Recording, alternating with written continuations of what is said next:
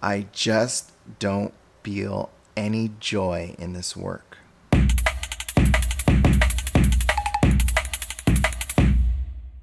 Hey guys, welcome back to the channel.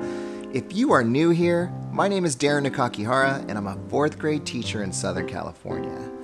This channel is all about the art of teaching, so if that's something you might be interested in, go ahead and hit that subscribe button below. Thank you very much. Today I'm going to talk to you about an article that was written by Shane Safer on the Edutopia website called Reclaiming a Sense of Joy.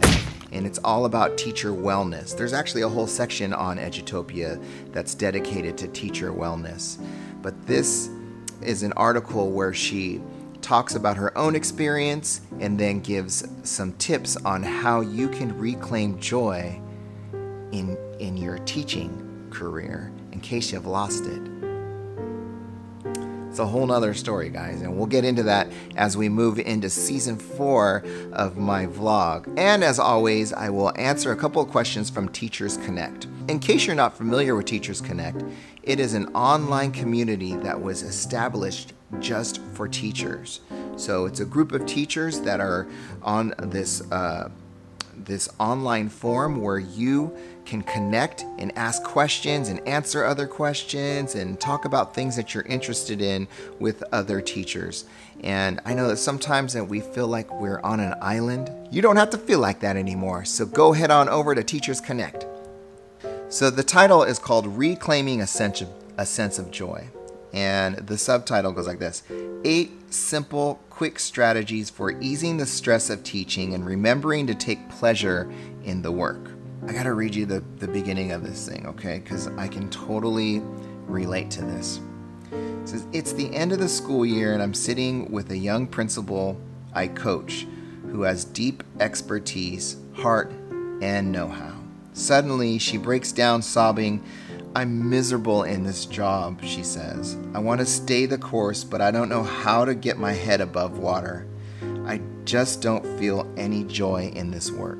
And then, then she dives into some research and she says, when we live in constant stress, our brains start to downshift.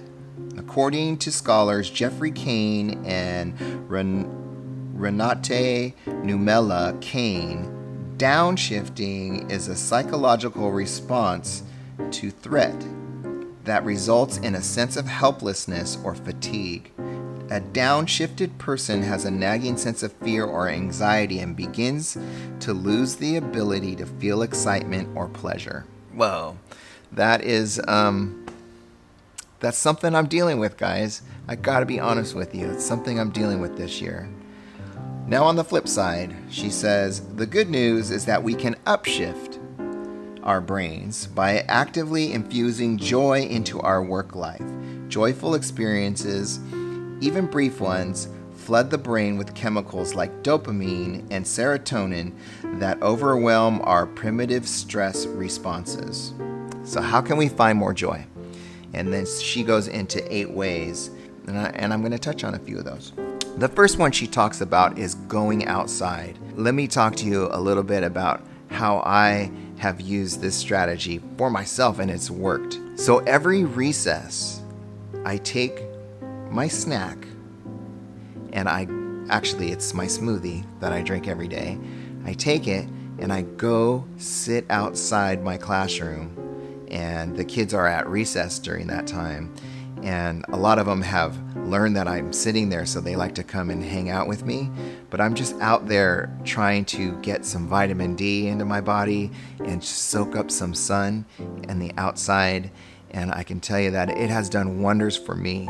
So going to sit outside, spending a little time outside, even like if you have to take your class outside and do a lesson outside, I can tell you that that's one that we should all be doing anyways. Take your class outside, find some joy. It's weird because a lot of these things I've been really struggling over the last couple of years with the joy of teaching, and a lot of the things that she talks about I'm doing already, so I'm kind of excited about that.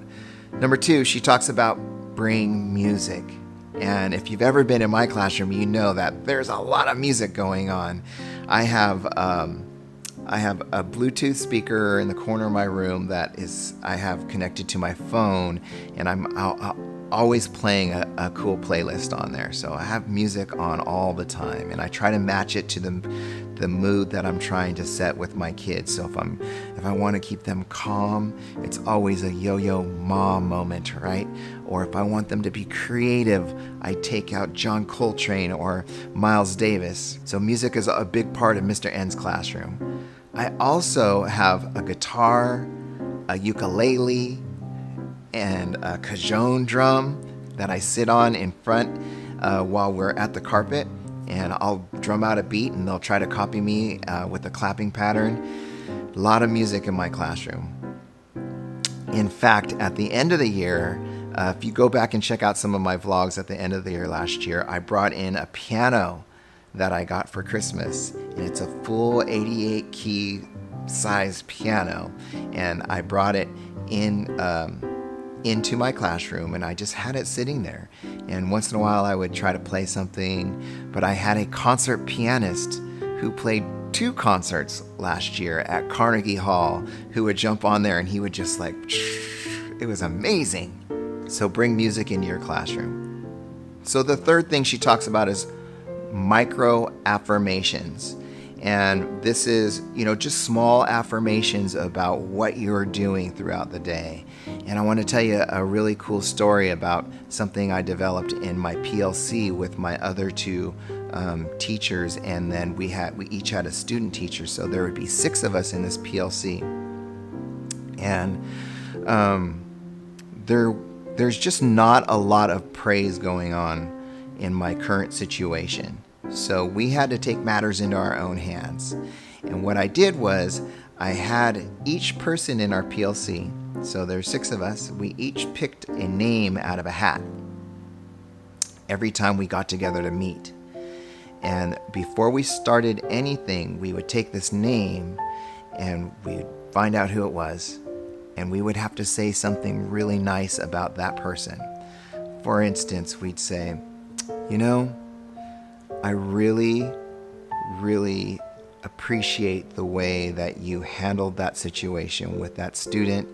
You showed so much love and compassion. I just want you to know that I appreciate you, and I appreciate the kind of teacher that you are.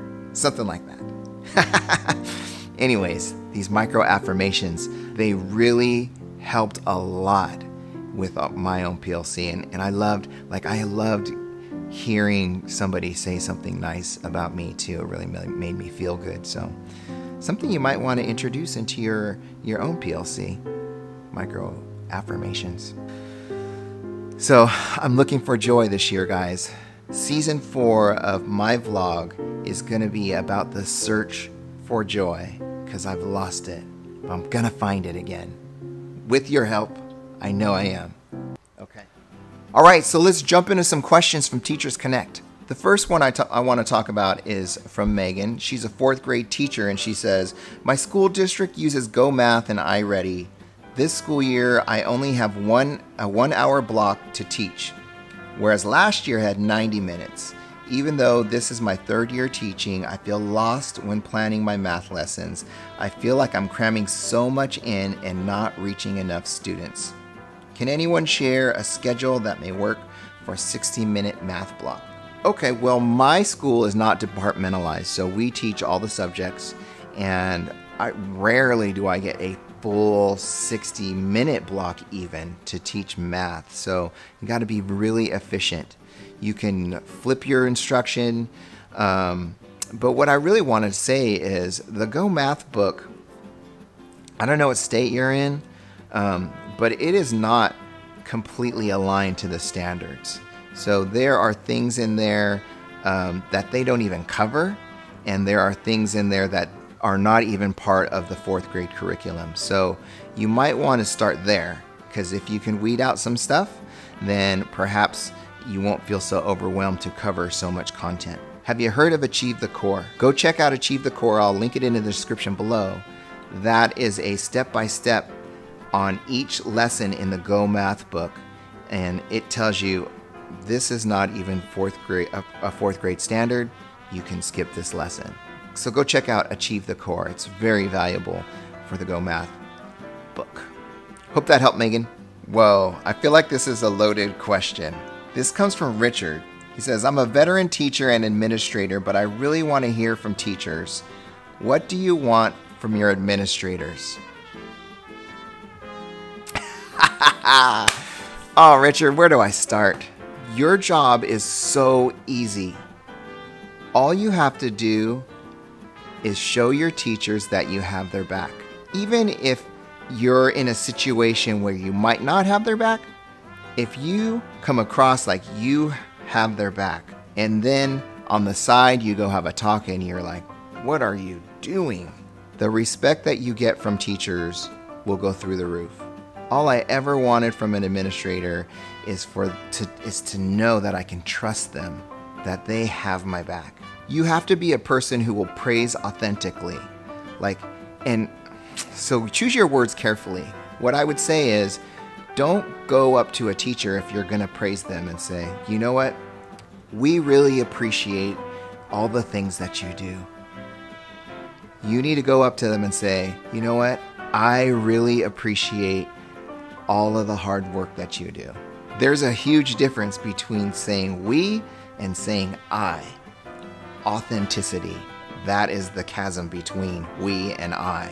If you have not already read The Carrot Principle by Adrian Gostick and Chester Elton, go check out The Carrot Principle.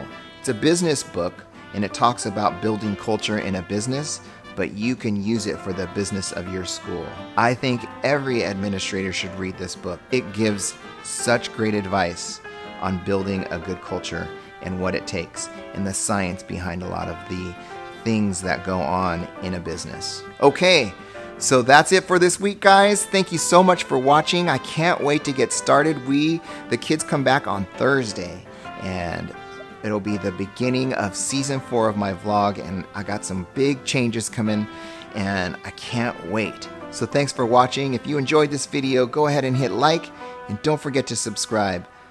I appreciate you guys and everything that you do. I will talk to you soon. Bye-bye.